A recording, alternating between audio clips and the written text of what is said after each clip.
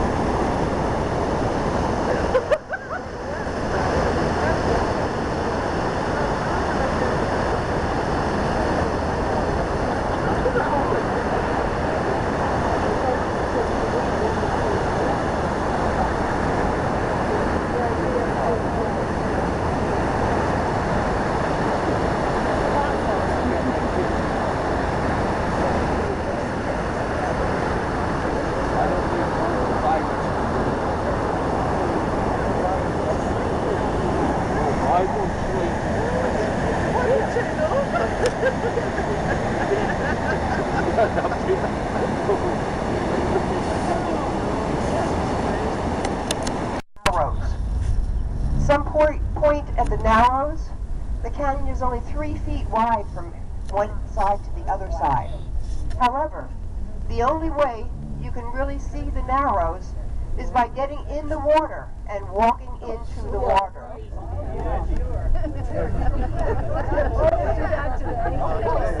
The National Park System measures the water every day by cubic feet per second to determine whether or not people can go into the water. Right now it's fairly low. It's a little bit on the cold side, but it's fairly low. If it's the springtime or if we have any kind of rain, the cubic feet per second could be up to 300 to 600. Right now it's about 40. And any time that the flash floods come along, then it also can go up very high. And the National Park System will not let you go into the water. This Virgin River here is responsible for everything that you see here in the canyon.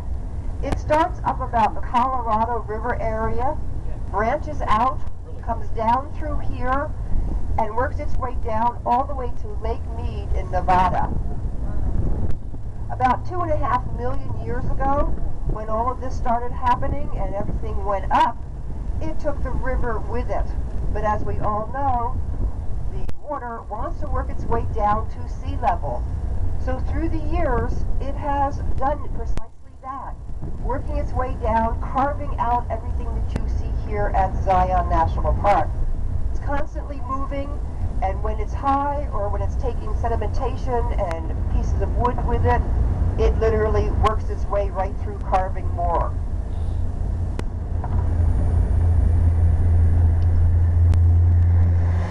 Zion National Park sits on the west side of the Colorado Plateau.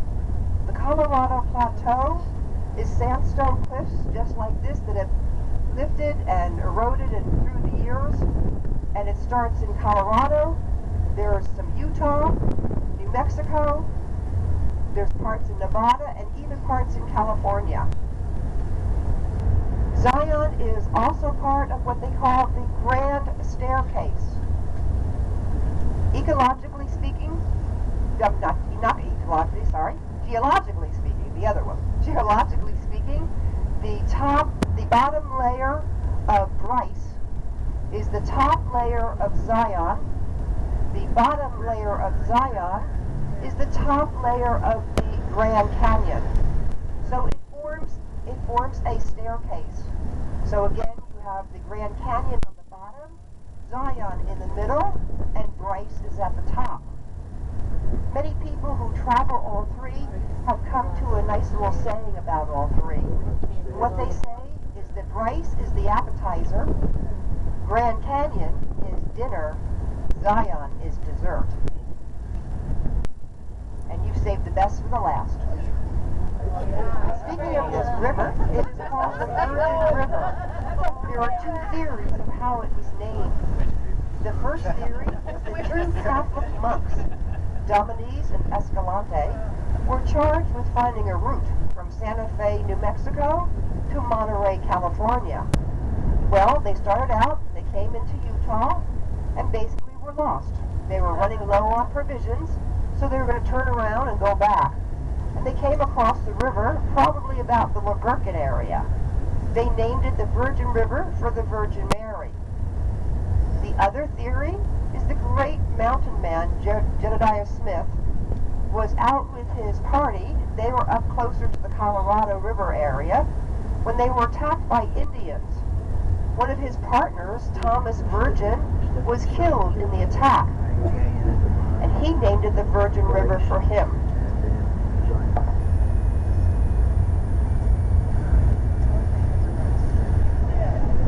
Shortly now, we're going to be coming to the viewpoint of the Great White Throne. At that time, unfortunately, I'm going to have to ask you to get out of the tram if you want to, and come forward to where I'll be standing, where I can give you some more information. And if we all huddle together, we can keep warm. Yeah, right.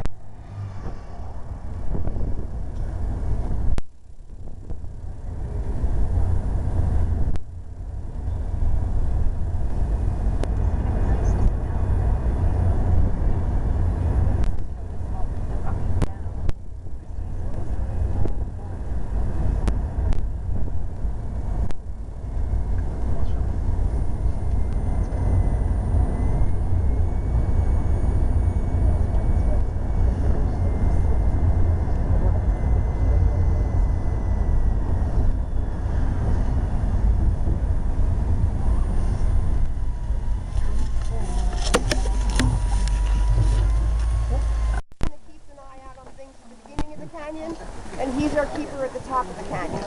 Okay? So now pivot to the left once, and now we're directly in front of Angel's Landing. This is, no, right here. This is the sketchiest part of them all that I was talking about. This is the shoulder that goes into the top of Angel's Landing. And if you look on the bottom of the tree line, you may see some people walking along. That's where, you know, at one point your 800 and 1,200 feet drop. That path might be 3 feet wide. That's for the brave or the dumb, whichever case you want to call it. Okay, so now if you pivot to the left one more time, directly straight in front of us is the great organ. And again, that is a pipe organ of an organ because of the vertical columns that you see in front of us. And now everybody can hear the music, right? Right. There you go. What kind of music was it? Not hard rock, red rock. So now pivot to the left once more time, and you've got this great white throne in front of us.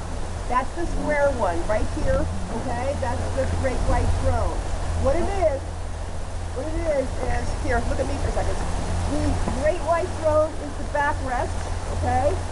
The Angel's Landing is an armrest. The organ is an armrest. And now if you look really carefully, but right in between the two areas, you see that green right in the bottom? That's the seat. That is the seat, okay?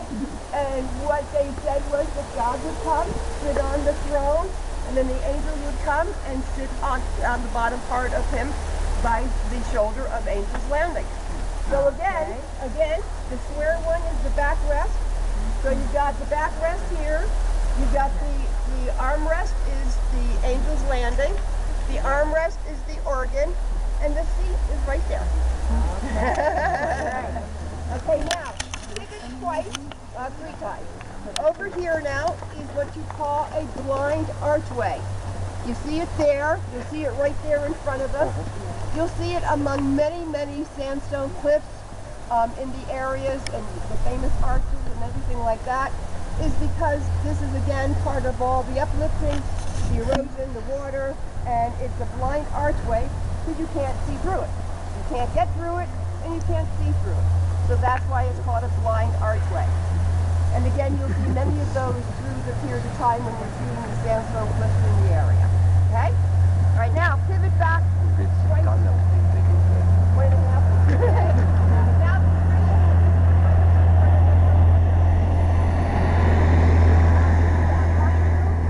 cast your eye over to at 11 o'clock. You should see something above the tree line.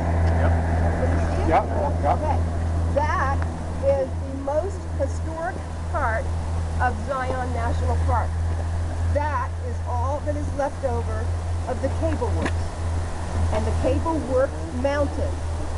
And what that is, everybody see it? Yep. It looks like an upside down U. In the early 1900s, David Flanagan and the boys decided that they were going to try and build up some homes. So if they were going to get lumber, they would have to drive a 2-week wagon train to Mount Trimble near the Grand Canyon to get their lumber. So they started thinking and trying to figure out what to do. So they looked down in the plateau area down here, and of course all they saw there was the Fremont cottonwood, the box elder. They're not good for the lumber because they grow like this and they're too soft for wood. So they scratched their head. Zion Lodge was built in 1925. It burned to the ground in 1966. It was up and running within 100 days after that. In the early 1990s, it was remodeled to look like the 1925s again. If you go into the auditorium at the lodge, you will see the original fireplace. It's pretty awesome. They still use it. They light it now in the fall. I know, you're all going to go running in now to see the fireplace, right? Yeah. Now I better make sure it's lit. I'll have to call ahead and say, please light the fireplace. Oh, that'd be wonderful. So now again, if you look on your left-hand side, we're coming back to Weeping Rock. On the bottom, where the parking lot is, that would be the bottom of the cable works. So if you look straight down on the bottom and you see where the parking area is. That would have been the bottom, so the top to the bottom of the wire is right there to right there. Wow. And then also is the hanging garden area where you see the black smear and the white smear, that is the water coming down. And another ecological system is the one I was just talking about, and that is the ponderosa pines that now are sitting on top of us at the top of the ledge. They're very happy up there. They are the first ones to get the light, the rain, the snow, and what looks like small little pieces of trees up there can be 40 to 60 feet high. If you're up there on that ledge, you would know that those trees are that high up there. So because of the different ecological systems all going at once, our animals have an easy time of going back and forth depending on the season, gathering food. If you were to travel on the west side, you'll see the elk. If you travel on the east side, you'll see the longhorn sheep. And of course in this area, we have the squirrels, the beavers, the wild turkeys, the mule deers. At night, we have foxes, ring-tailed cats, bobcats, and occasionally in the wintertime, if a mountain lion at the top has gotten cold and can't find food, he will work his way down here. But we don't see him too often, thank goodness.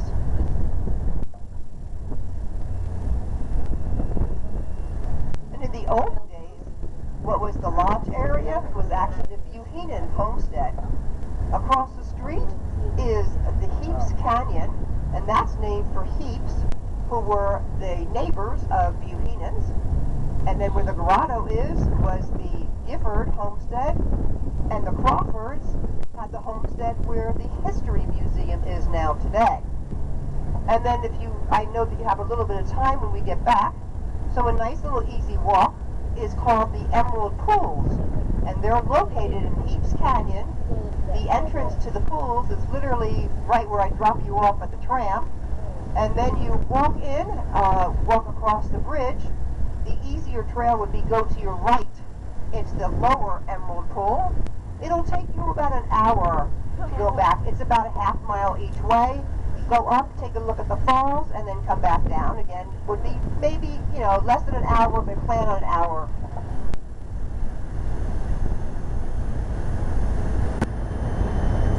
Oh, there's a sign. Yeah.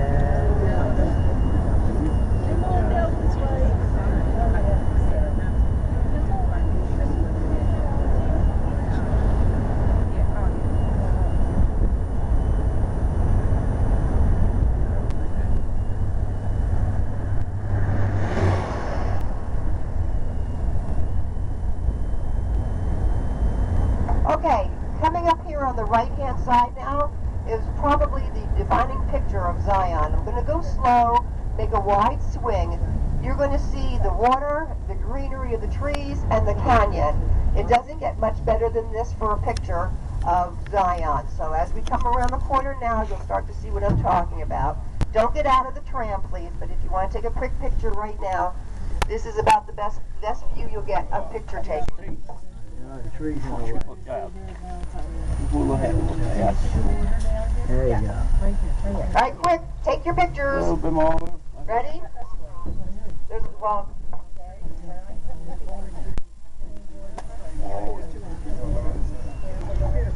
Good deal. I was going to try to take one after one by that tree, but I think the sign was there anyway. So Yeah. I just took the one. Oh, that's fine. Okay, so coming up here on the left-hand side, besides this guy coming along on this homemade bicycle, you'll see what is left over of some steps. Right there on the left-hand side, see the steps now that we're coming right about eye level right here. That's all that's left of the steps that they used in the early 1925s to come up here from the town and have their church services. They would all come and gather here for church on Sunday, and it was very well known for their Easter Sunday sunrise service of Easter. So everybody from the town would gather up here. People still like to come from the local area and get married here.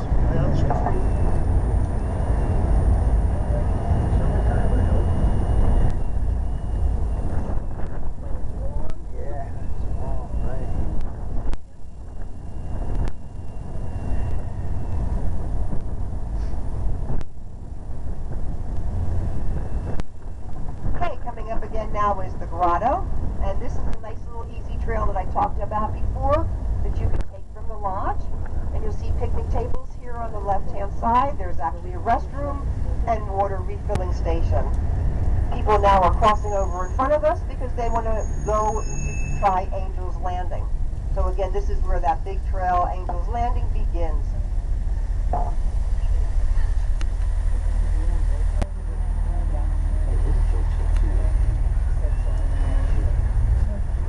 And again, on the left-hand side is the visitor center.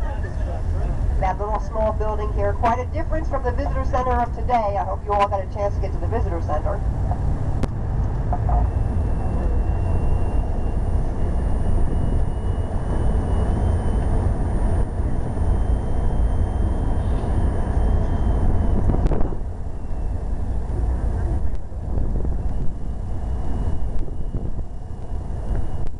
Well, I'd like to thank you very much for letting me show you a small part of Zion today.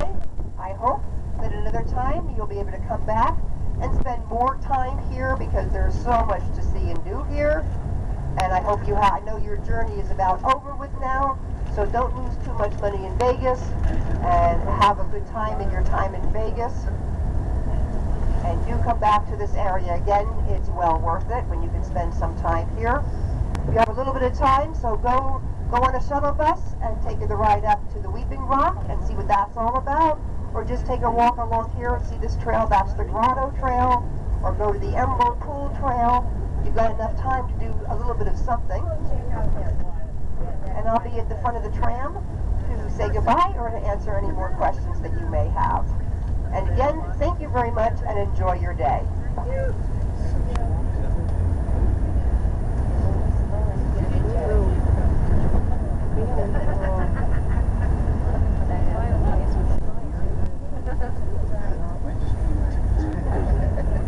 Fireplace. Oh, yeah. We'll go walking or you want to? I'm gonna warm up first. Okay. Why not?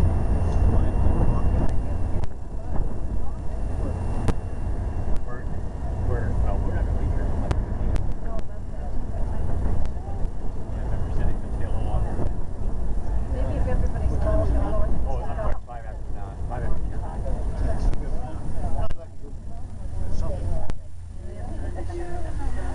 Have to warm up. Yeah. I said to someone, I was hoping to get John and I go for a walk. You guys can sit drive.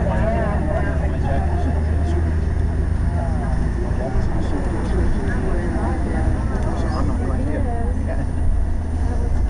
No, yeah, go ahead and the other one. All right, everybody, I hope you enjoyed that. I know a lot of you are going to want to go inside and see if that fire's going and get warm. John's going to be back here, and we're going to depart at 15 minutes past 11. Some of you are going to want to take the little hike across there. Make sure you pace yourself and time yourself. Don't walk in further than you can get out in the time you have a long. We enter the Emerald Trail.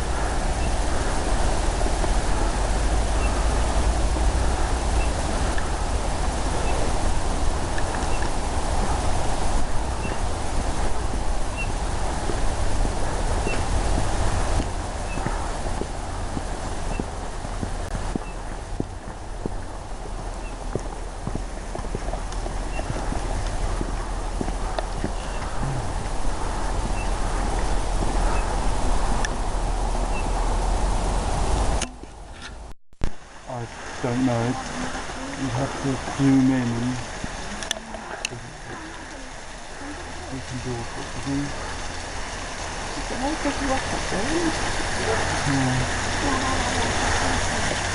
It's an emerald pool. Where's the green pool? Well, I think that's it there. That's a pool.